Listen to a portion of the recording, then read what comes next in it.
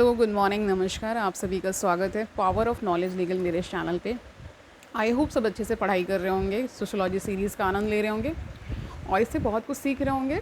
आज हम एक बहुत ही इंपॉर्टेंट टॉपिक लेकर आ गए हैं, पॉवर्टी डिस्कस करेंगे।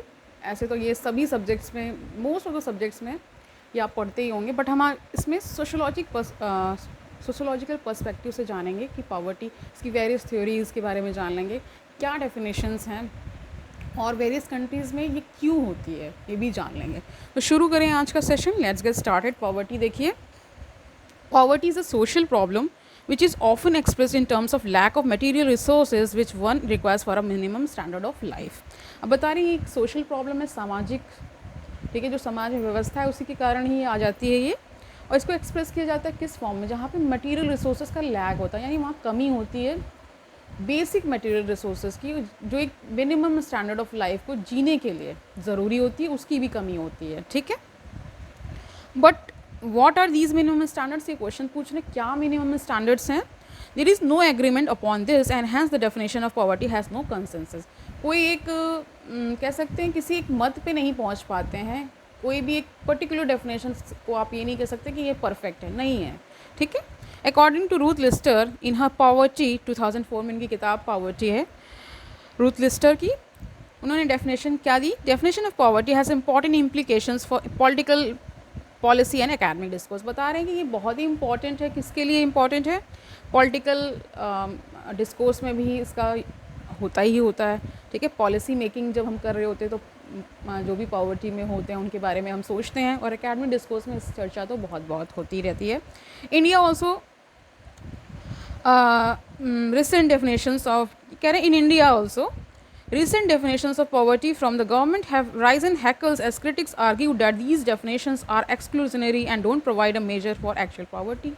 अब बता रहे हैं कि इंडिया में भी ऐसा देखा जाता है कि कोई सटीक मेजर्स नहीं है जिसके उसको अप्लाई करके हम जान पाएँ कि एक्चुअली में पॉवर्टी क्या है और एक्चुअल पॉवर्टी क्या है, ठीक है।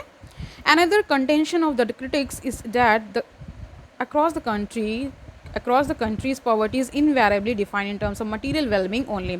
अब देखिए एक दूसरा मत क्या है वो जान लीजिए। क्रिटिक्स क्या कहते हैं, जो आलोचक हैं वो क्या कहते हैं कि हम विविध कंट्रीज़ में देखते हैं, क्या देखते हैं कि ये इनवेरिएबली है, मतलब ये ऊपर नीचे होती रहती है। मतलब कह सकते हैं यहाँ पे कि इसको सही से, इसकी सटीक डेफिनेशन जैसे पहले भी बताया कि नहीं हम जान पाते, क्यों नहीं जान पाते, और इसको एक उसमें सीमित करके रख देते हैं कि जहाँ पे जो मिनिमम स्टैंडर्ड है वेल बीइंग होने के लिए, मतलब स्वस्थ रहने के लिए एक डिसेंट जो स्टैंडर्ड होता है उससे भी जब नीचे होता है तो उसे हम पॉवर्टी कह देते हैं।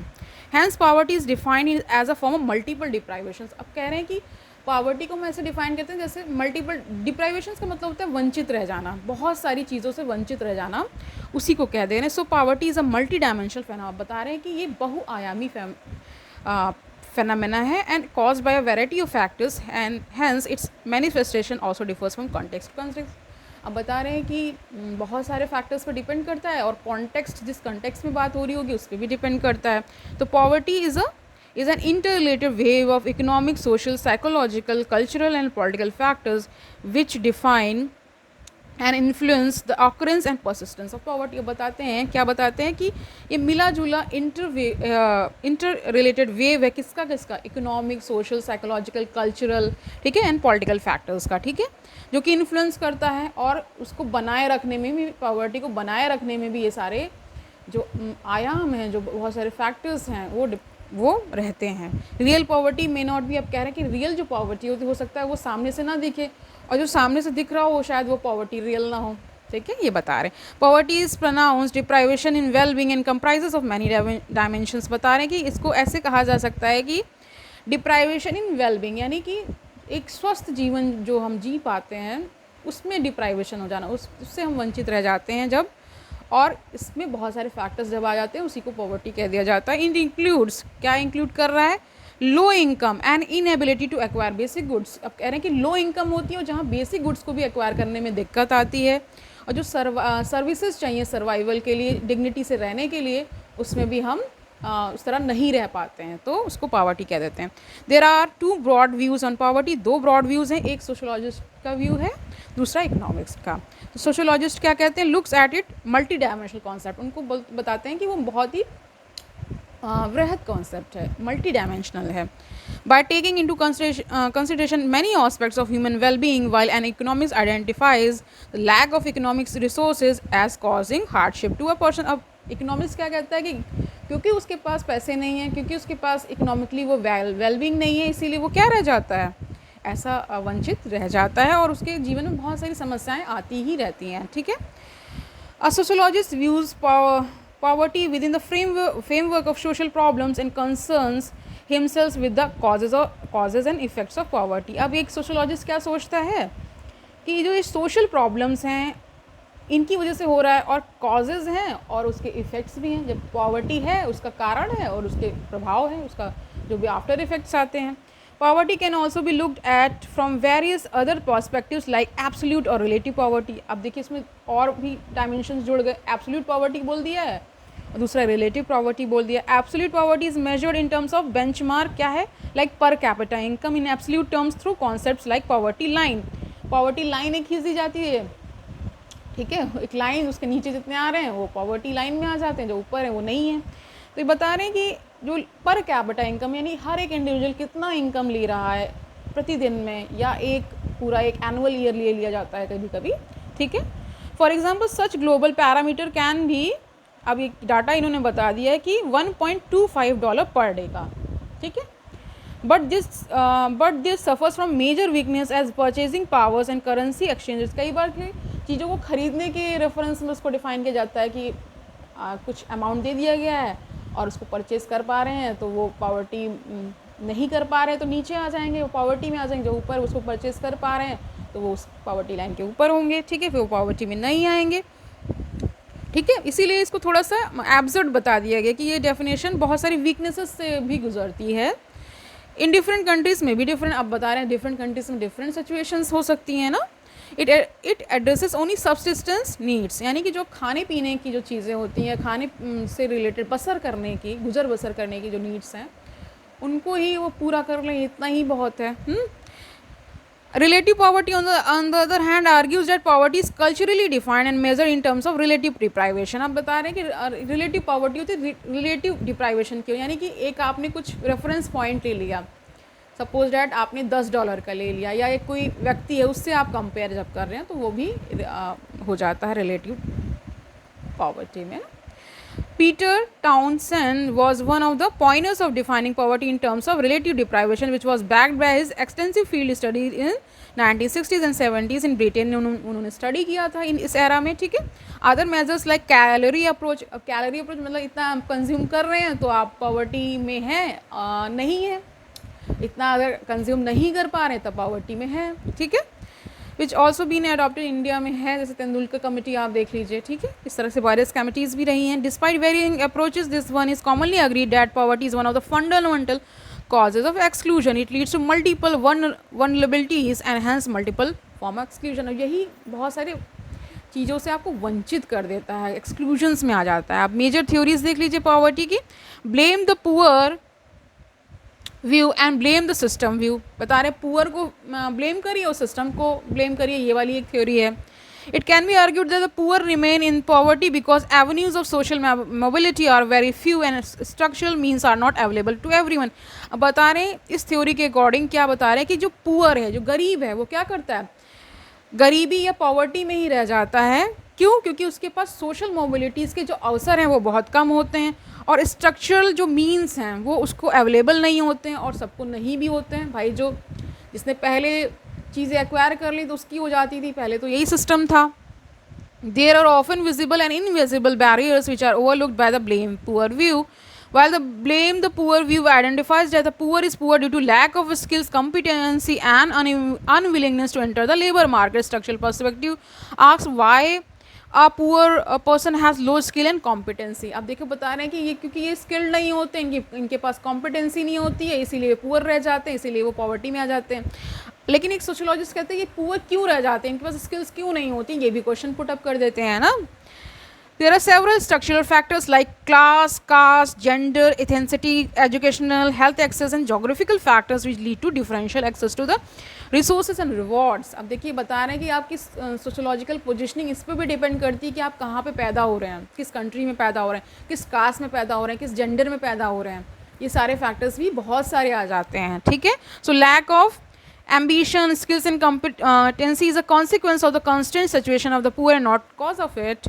So structural view calls for the minimization of inequalities and redistribution of resources for reducing poverty. अब बता रहे हैं तो स्ट्रक्चर सोसाइटी का इस प्रकार होता है कि ज़्यादा जिसके पास है वो और ज़्यादा होल्ड कर लेता है, पुअर ही रह जाता है. ये स्ट्रक्चर इस प्रकार का बना हुआ है, इसको तोड़िए तब जाके आप पॉवर्टी को कम कर पाएंगे. दूसरा देखिए कल्चरल पर्सपेक्टिव देख लीजिए. The term culture of poverty was popularized in the US in 1950s by Oscar Lewis in his study of Mexican cities. Mexican cities में उन्होंने स्टडी किया. ठीक है. कल्चर ऑफ पॉवर्टी के बारे में. ठीक है. और ऑस्कर ल्यू भी बोल देते हैं इनको, क्योंकि इसमें क्या होता है, इनके जो नाम होते हैं थोड़े से अजीब होते हैं, है ना. ऑस्कर ल्यू ही इसको पढ़ा जाता है. अकॉर्डिंग टू इट बताने के अनुसार मतलब poverty is not a result of individual shortcomings but an outcome of large and social atmosphere in which children are socialize. बता रहे हैं कि ये केवल एक फैक्टर्स पे या इंडिविजुअल की जो मतलब कुछ कमी रह जाने की वजह से नहीं होता. ये क्या है, लार्जर सोशल एटमॉस्फेयर इसके लिए जिम्मेदार होता है. और जिसमें बच्चा पल बढ़ रहा होता है, जिस भी सोसाइटी में, जिस भी सोशल स्ट्रेटा में वो बिलोंग करता है, और जिससे जैसे उसका सोशलाइजेशन होता है, वही सारे फैक्टर्स आके इस सारे पूरे तंत्र को बना देते हैं. यानी जो गरीब है वो गरीब ही होता चला जाता है और जो अमीर है अमीर भी होता चला जाता है. ठीक है. According to the cultural perspective on poverty, the lower class is seen as manifesting patterns of behaviour and values which are characteristic different from those of the dominant society and culture and it is similar across the countries marked by features like fatalism, instant gratification, feeling of dependency and helplessness. This culture or subculture, as Levy calls it, helps in perpetuating the poverty. अब बता रहे हैं, क्या बता दे रहे हैं कि factors like फैटलिज्म हैं ना, इंस्टेंट ग्रेटिफिकेशन, डिपेंडेंसी वाली फीलिंग रहना, मतलब हेल्पलेसनेस का मतलब तो कुछ ना कर पाने की स्थिति रहना. ठीक है. ये एक कल्चर और सब कल्चर बना देता है, ऐसा लेवी का कहना था. और यही क्या शाश्वत पॉवर्टी की सिचुएशन को बना देते हैं. ये बनी ही रहती है, परसिस्टेंट रहती है, एवर लास्टिंग रहती है. तीसरा देखिए poverty as a positive feedback system और अ विशियस सर्कल. अब इसे दुष्ट चक्र भी बता दिया गया. It is also called a vicious circle of poverty and this theory argues that various factors which cause poverty work in such a way that a poor person can never get out of those. For example unemployment leads to poverty. अब बता रहे कि unemployment होती है इन लोगों के पास, तो ये पॉवर्टी में रह ही जाते हैं. Poor people can not have good education अच्छी नहीं होती इनकी. ठीक है. Without good education there is know employment. और जब अच्छी एजुकेशन नहीं है तो एम्प्लॉयमेंट तो आप भूल ही जाइए. ठीक है. स्ट्रेटिफिकेशन थ्योरीज जो वर्गीकरण है उसके कारण भी ये होता है. फोर्थ थ्योरी है ये. The poor are also a part of the stratification scheme in the society in which they occupy the bottom of the pyramid. जो नीचे ही रह जाते हैं, पिरामिड है जो उसके नीचे बेस में ही रह जाते हैं. different approaches define this stratification differently. For example, functionalists like Herbert Gans in his More Equality 1973 में इनका किताब है ये, More Equality के बारे में, argued that poverty persists because it is rewarding for a majority of section which wants various kinds of services. Its existence ensures that all kinds of menial works also get done. It helps in running of various institutions like police, hospitals and asylums. Poor also provide a baseline of failure or to the rest of the society which works hard to avoid falling to that level. Hence non-functional view hold that some sections like older people, minority groups and females are more likely to witness poverty.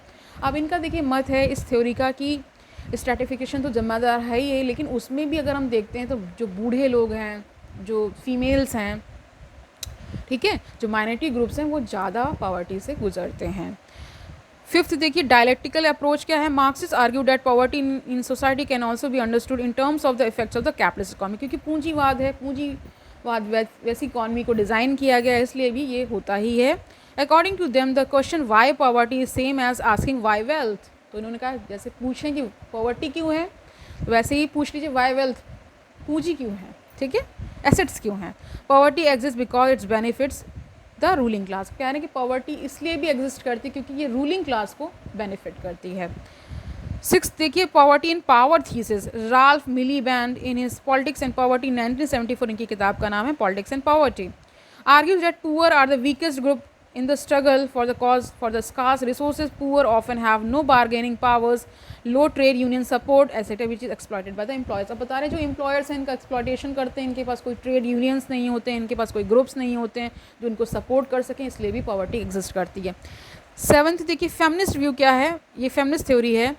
Poverty of women is often hidden behind the study of poverty as a household phenomena, according to Ruspini in his article longitudinal research in social sciences 2000, इनका ये किताब का नाम, इनका research paper है किसका? रस्पिनी का। It is well known that employment rates of women are lower than man and they often land into low paid jobs. अब बता रहे कि जो फीमेल का एम्प्लॉयमेंट है वो बहुत कम रहता भी है तो सही वेजेस नहीं मिलते हैं, उनको इक्वल वेजेस नहीं मिलते, इसीलिए वो गरीब ही रह जाते हैं ना। 8th है dependency theory, Andre Gunder Frank इनका नाम है, ठीक है। Argues that poverty in the East is the result of prosperity in the West. अब बता रहे हैं, इन्होंने सीधा कारण बता दिया क्योंकि पूर्वी देशों में गरीबी है, इसीलिए पश्चिमी देशों में अमीरी है, ठीक है।